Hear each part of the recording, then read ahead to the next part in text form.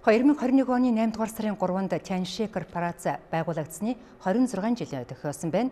Ойн хүрээнд Тяньши групп нэг бүс, нэг зам эрүүл мэндийн салбарын хөгжлийн форумыг зохион байгууллаа.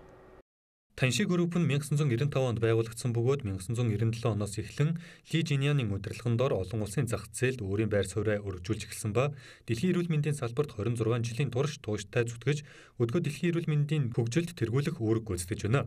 Өнөөдрийн байдлаар Тяньши групп үндэстэн дамсан байгууллага болсон ба ойролцоогоор 10,000 үндсэн ажилтнтай дэлхийн 47 сая гаруй гэр бүлийн хэрэглэгчтэй үйл ажиллагаагаа явуулж байна. Тяньши групп нь дэлхийн эрүүл мэндийг хөгжүүлэхийн тулд нийгмийн сүлжээнд суурилсан хил дамсан шууд борлуулалтын стратеги, цахим худалдааны платформ дээр суурилсан онлайн худалдааны нэгдсэн платформыг хөгжүүлж дэлхийн эрүүл мэндийн салбарт хяналт дамсан бизнесээрээ тэргүүлэгч болох зорилготой ажиллаж байна.